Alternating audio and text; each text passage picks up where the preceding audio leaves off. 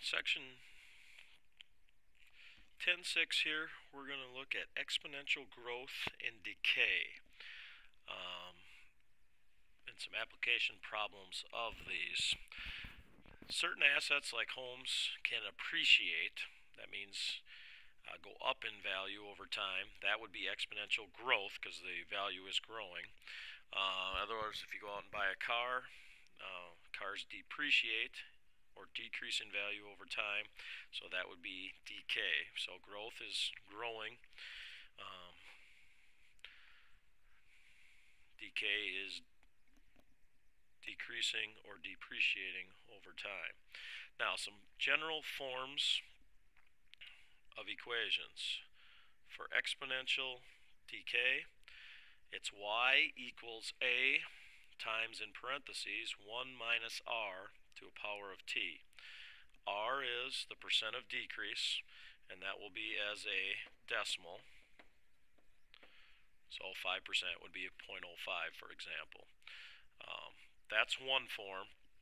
And then when we're kind of more in scientific mode, we're going to use this base e. It's y equals a times that base e to the negative kt power. And again, we have down here that that's preferred by scientists, and that's usually when it's scientific, and we'll look at some examples here. But in both of these, for exponential decay, a is the initial amount. So a stands for the amount at the start. T is the time in years in both particular cases. And in the scientific mode, we have that k up in the exponent of, on base e there. When we're dealing with carbon-14, so scientific carbon-14 half-life, k is equal to 0.00012 when you're working with carbon-14 half-life. If you look at the exponential growth, basically the variables all stand for the same things as in decay. Now the only difference between these two is with decay, there was a minus sign. You're going to subtract the interest rate. Now you add it. So I'll have 1 point something because it's growing. That's going to make that base bigger than 1. R is the percent of increase. Notice this is the same for the scientific one. There's no negative sign on the kt power on base e, and that's the difference between the two.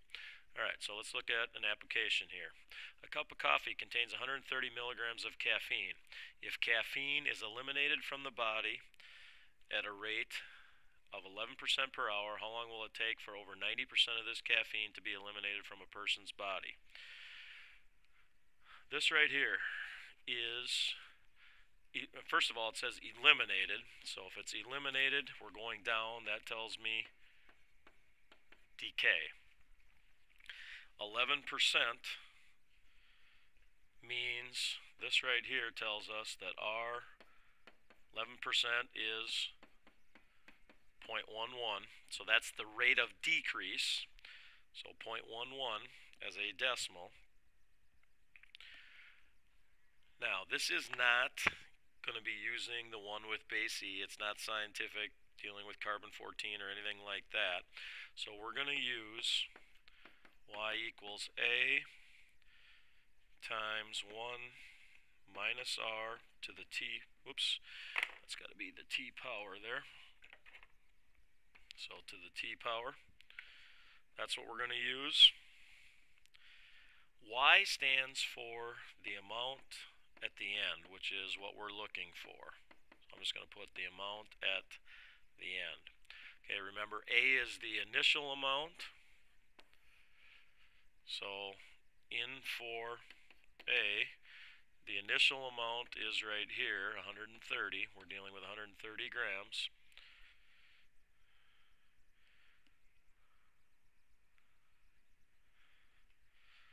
Now, at the end, another thing we got to point out here, at the end, how long will it take for 90% be eliminated? So, that tells me that 10% remains at the end. So 10% remains, or 10% left at the end. We want to know how long that's going to take. So what we want to do is we want to find 10% of the initial amount. We can figure out the amount that's left at the end. Only 10% is left, so 10% of 130 would be 0.1 multiplied by 130, which, if you do that on the calculator, is 13. Multiplying by 0.1 just moves the decimal over one place, so it's 13. So that means my actual ending amount, which is y,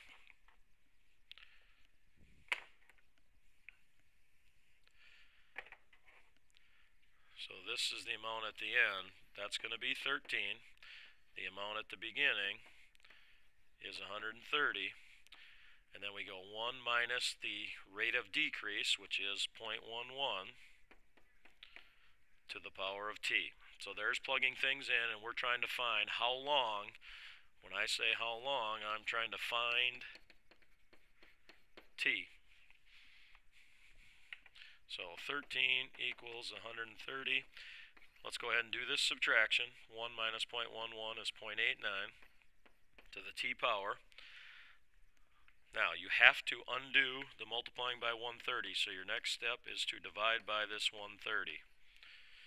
So 0.89 to the power of t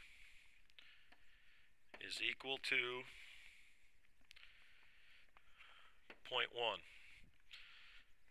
Now, when you're trying to solve for an exponent, or solve for a variable that's in the exponent, this involves, we're not dealing with base e, we're going to take the log of both sides, the common log. So it's the log of 0.1 equals the log of 0.89 to the power of t.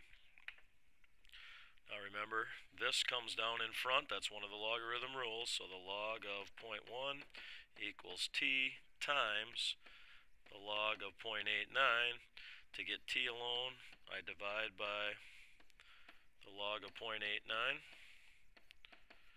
And I'm not going to pull my calculator up, but you could do this on your calculator. So we have t is equal to, and then go ahead and do that calculation. Log of 0.1 equals, divide by the log of 0.89, and let's go ahead and round off. It's about 19.8. Let's go ahead and round off to the nearest hour. So we're going to say 20 hours. 19.8 would round off. Okay? So it's about 20 hours for that to get down to only 10% remaining. Okay, next example. The half-life of sodium-22 is 2.6 years. What is the value of K for sodium-22? Now, obviously this one is dealing with K. We're talking about half-life right here. This tells me it's decaying, or half of it's going to be left, so it's decay. So the initial amount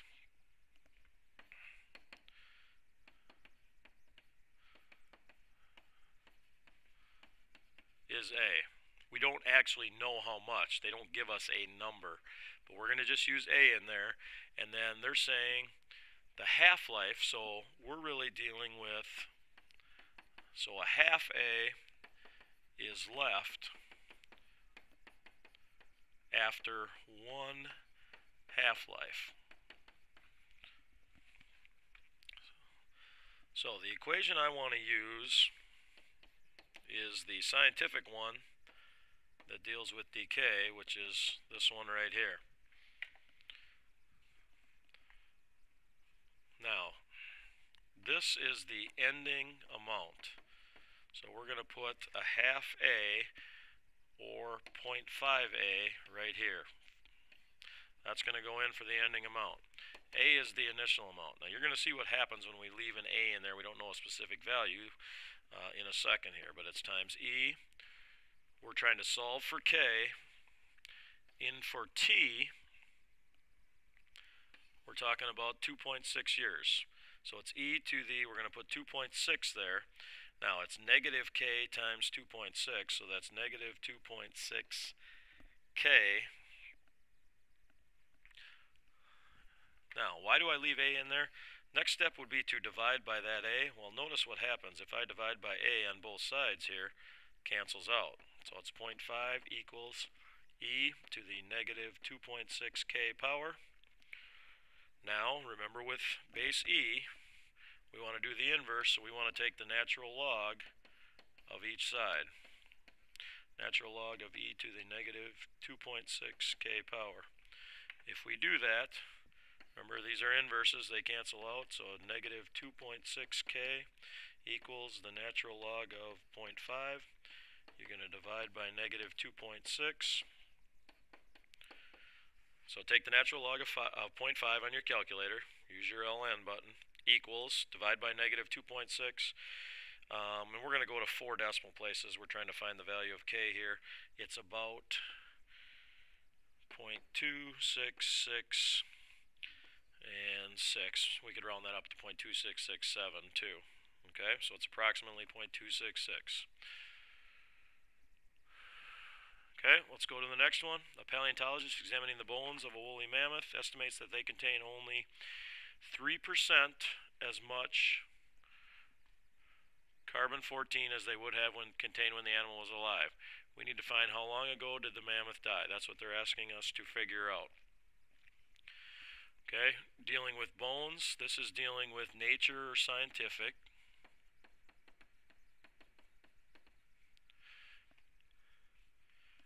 And we just want 3% left, so we're dealing with decay here, because bones are decaying. So we want to use y equals a times e to the negative kt power. So my initial amount is a. They don't give us a specific number value for that, so we're just going to leave that as a, kind of like we did in the last problem. At the end, there's 3% left. That means 0.03a is your ending amount. Kind of like the last one was a half a. This is 0.03.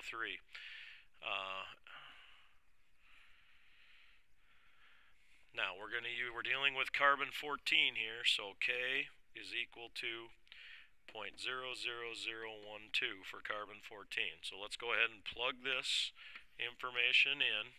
So the ending amount is 0.03a. We're going to leave the initial amount as a times e to the negative 0.00012 t power. Divide by a on both sides. Cancels out, so 0.03 equals e to the negative 0.00012 t power. Now, we're dealing with base e, so we want to do the natural log of each side.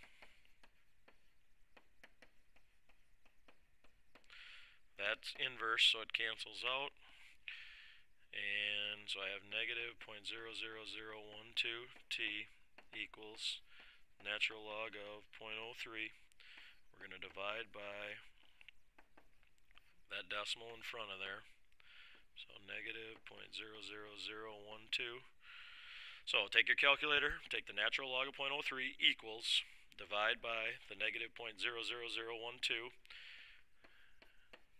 And that's going to give us t, which is about 29,000. I'm going to round off to the nearest year, so it should be 29,221 years. So that mammoth died 29,221 years ago. And we have one more example left here, dealing with population. Population is growing or increasing here on a city of 1 million, so there's your initial amount. It's increasing, so that tells us it's exponential growth. Okay, there's your initial population of A. The growth rate is 0.3 or 3%, which is 0.03. So that's our growth rate. If the population continues to grow at this rate, in how many years, so we're trying to find time, will the population have doubled? That tells me my ending amount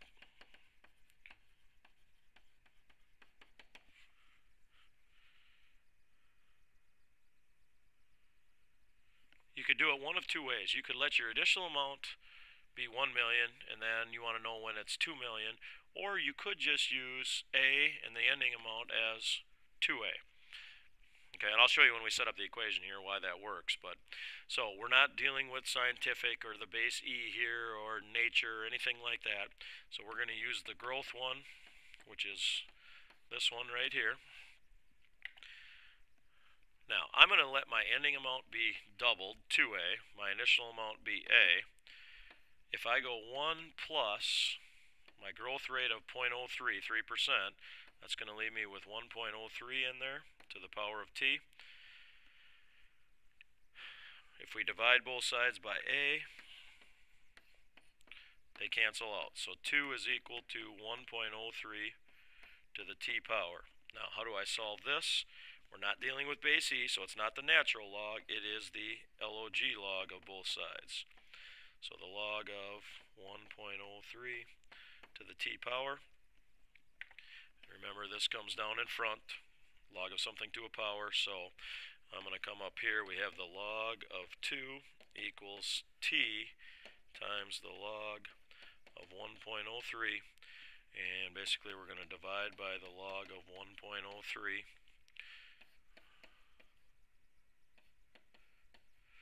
So you want to take with your calculator and take t, or to find t, we're going to take the log of 2.